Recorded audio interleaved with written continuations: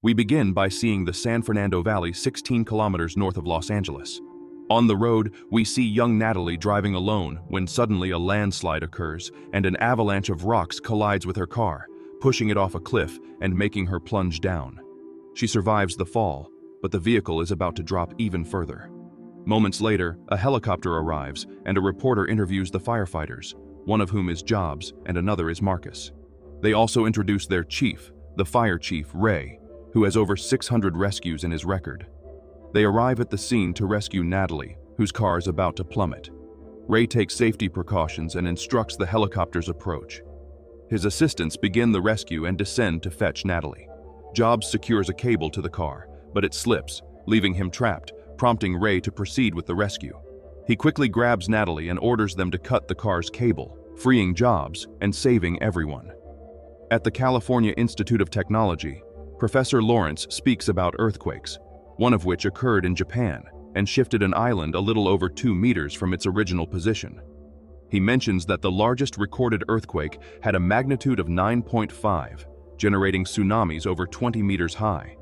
In his studies, he discovered that on the San Andreas Fault, which runs beneath California, earthquakes occur every 150 years. However, he warns that these events are overdue.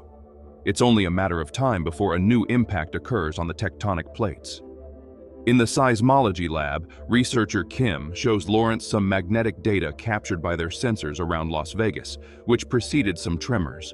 With this information, they can predict the next quake. Thus, Kim suggests they should study the area. Back at home, Ray calls his daughter Blake, who lives with her mother, as the parents are in the process of divorce. Ray spends some time looking at his daughter's things and finds a keepsake from when they were a complete family. At a dam, the two scientists check if their equipment is effective and happily discover they can predict tremors. Unfortunately, the sensors suddenly capture high magnetic signatures, followed by a massive 5.7 magnitude earthquake that cracks the walls. People flee in panic, and as Kim tries to escape, he sees everything collapsing. He notices a little girl and takes her with him, but he can't reach Lawrence. He throws the girl to his colleague while getting stuck on a steel bar and unfortunately gets swept away by the debris in the water, leaving his friend shocked and paralyzed by the loss.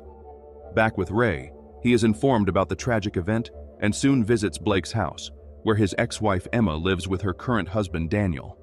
Ray apologizes to Blake for not being able to take her to the volleyball game, but Daniel states that he will be traveling for work and can take her to college, so she agrees. They say goodbye, and before leaving, Ray leaves his daughter's bike with Emma, agreeing to sign the papers she sent. Ray leaves disappointed, still hoping for a reconciliation. At the fire station, Ray surveys the tragedy caused by the dam's water, which swept away nearby towns, and they need to begin rescues. On Daniel's private jet, he talks to Blake and shows her his almost completed building, which will be the tallest and finest in San Francisco. The two arrive at his company, and she waits in the reception area while, in memory of Kim, Lawrence decides to give an important interview and present his deceased friend's work. Suddenly, his assistants call him and show him data confirming that the San Andreas Fault is about to undergo significant impacts. Lawrence analyzes the maps and, based on the information, predicts that the San Andreas Fault is about to collapse. This shocks everyone present, and Lawrence orders everyone to evacuate. At the front desk of Daniel's building, Blake meets a young man named Ben who is nervous about a job interview. Soon, Ben's brother Ali arrives to accompany him on this journey. Knowing his shy brother, Ali asks for Blake's number to give to Ben, making him even more embarrassed. When Ben is called for his interview, Ali stays and talks with Blake while Emma is speaking with a businesswoman.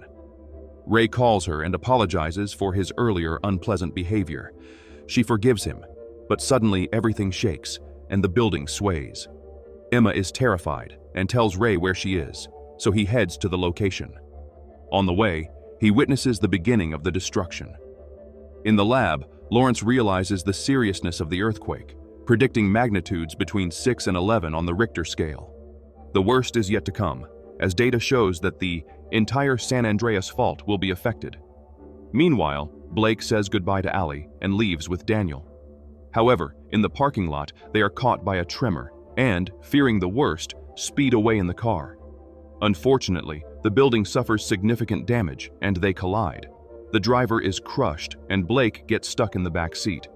Daniel gets out of the car, promising to find help, leaving Blake even more terrified. He approaches a security guard for assistance, but the panic among the crowd is overwhelming, and many die with the walls collapsing. Scared for his life, Daniel decides to leave the building.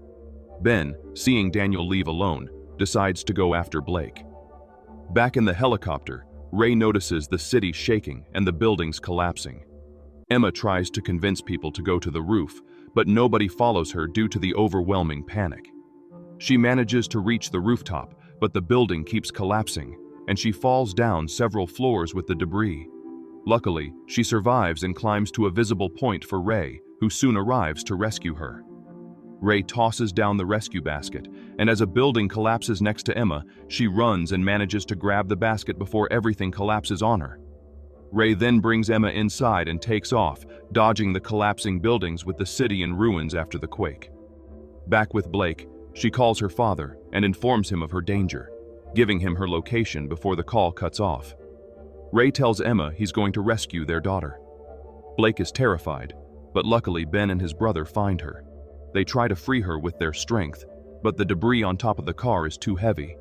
Ben thinks fast and uses a hydraulic tool to lift the weight, but it's not enough.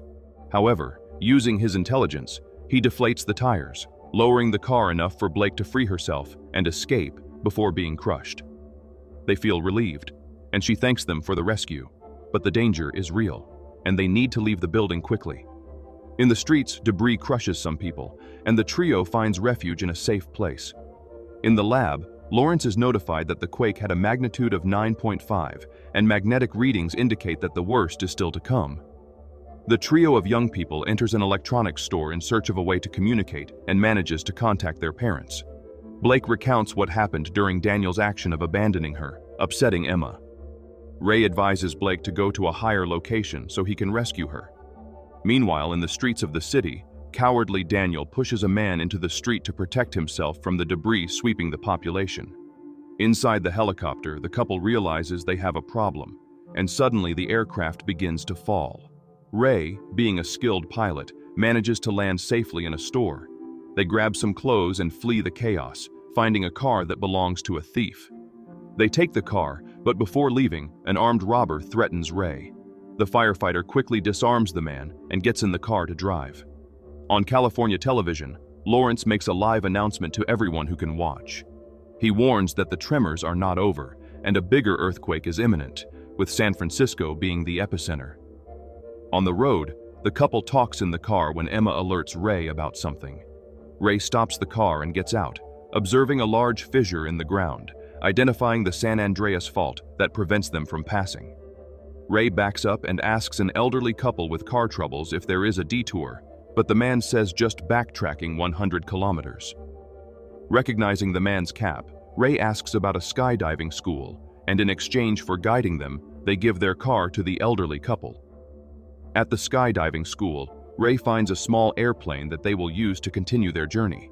While refueling, Ray apologizes for being one of the reasons for their separation and laments the day they lost their other daughter, remembering that he couldn't save her from a dangerous canoe crossing. Traumatized, Ray became indifferent and blamed himself, distancing himself from everyone. Emma comforts him, saying it wasn't his fault. After reconnecting, they set off to find Blake in San Francisco. We see the trio in the crowd following the evacuation route. Along the way, they stop at a fire truck to collect medical supplies and a communication radio. The high point of the city they are heading to has been blocked by destruction, so they must go to another location.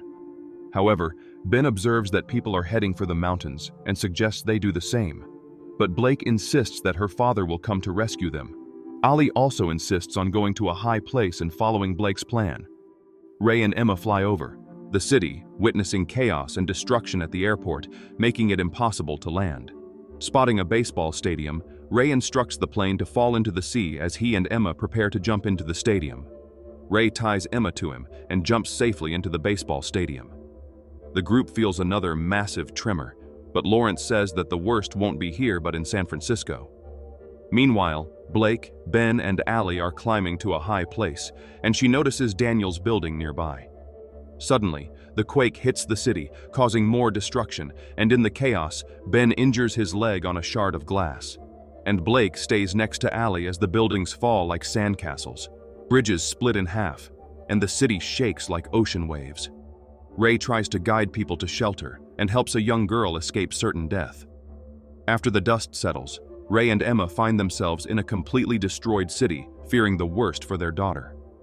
Determined not to give up, Ray decides to navigate the city by boat. Meanwhile, Blake helps remove the glass and bandage Ben's leg.